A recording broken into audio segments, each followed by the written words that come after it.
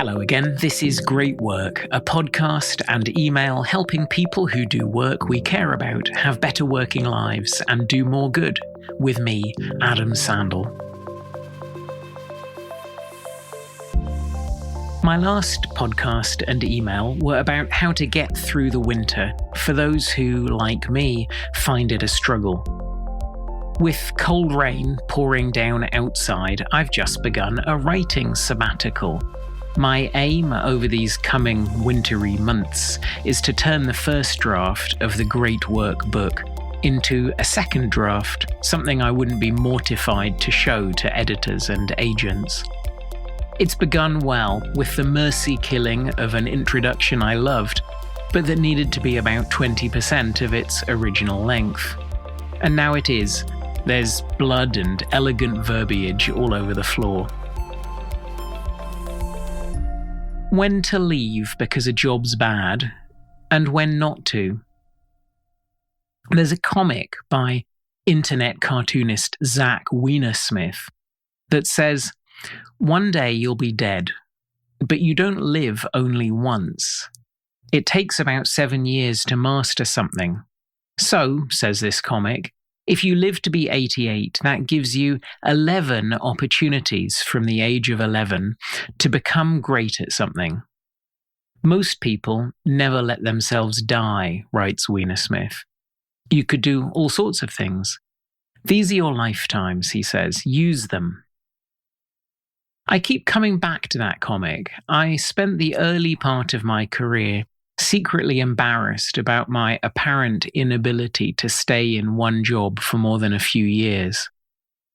There's the romantic ideal of the GP who, upon completion of his training, and it's a male stereotype, finds a community to commit to, settles down, sees patients whom he immunized as babies through to their middle age, and works in one place for 40 years before retiring to a lionizing article in the local newspaper and an abundance of ugly tea cozies knitted by grateful patients. Me, I seem to need new challenges once I've figured out how to do something and made a difference.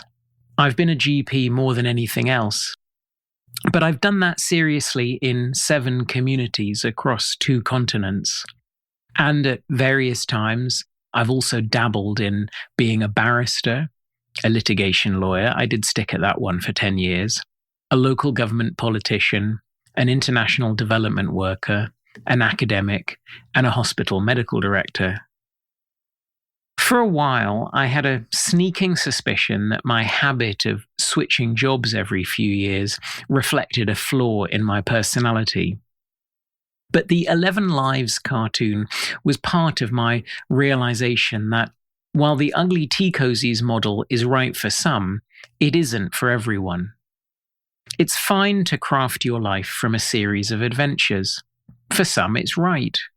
Looking back, my eccentric work history makes some sense, one thing leading to another, growing my ability to help people experiencing the rough end of injustices.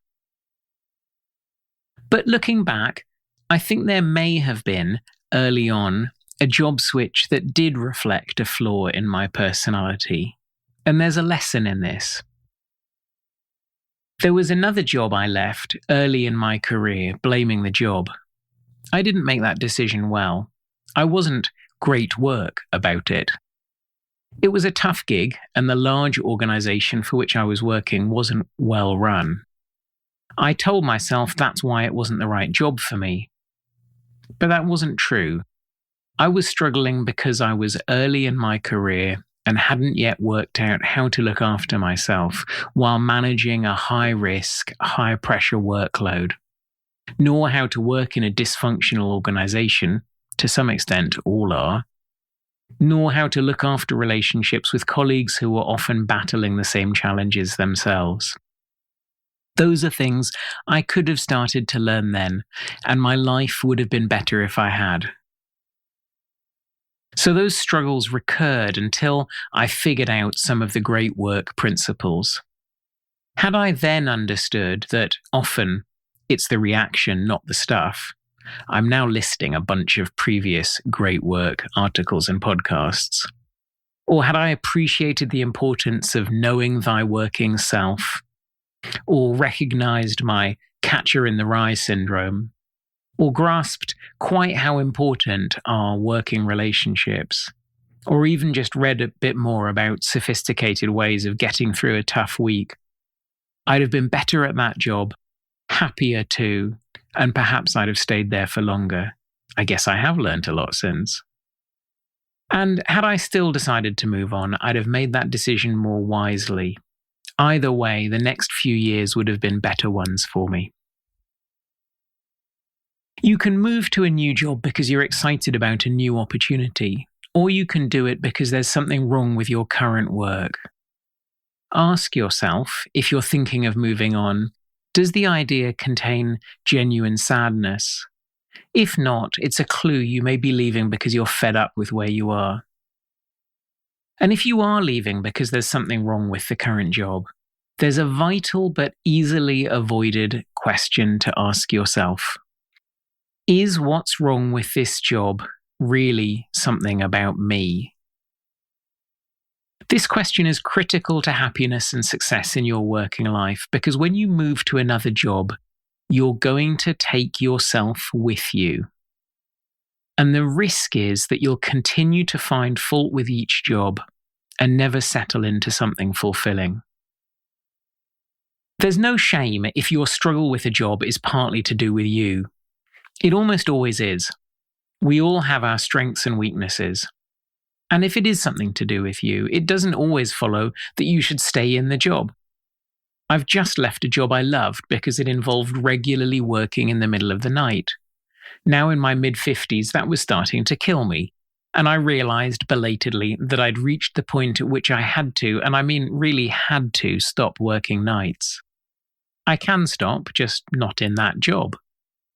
But I went through that thought process consciously, checking and double-checking that it wasn't just that I was tired and needed a break, which would have been doable, or that something had pissed me off, which would have been surmountable.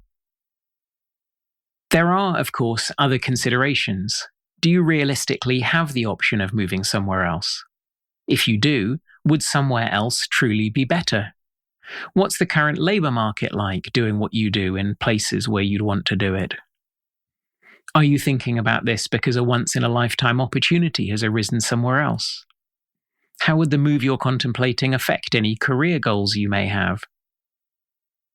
But the biggest mistake I've seen people make, and a mistake I made early in my career, is to jump before asking yourself, what's my part in what's wrong with my current job, and what could I do about that? Sometimes the grass is greener on the other side of the fence. Sometimes it's better to learn how to have a good picnic on brown grass. That's it for this time. Thanks to Bren Russell for his skillful editing, and a big thanks to you for being part of this great work community. If you're listening on a podcast app or YouTube, you can also sign up for the emails at www.adamsandell.com. That's www.adamsandell.com. That way, the podcasts land straight in your inbox with a version you can read if you prefer. And that's the link to share if you know anyone else who might be interested. Thank you so much for listening.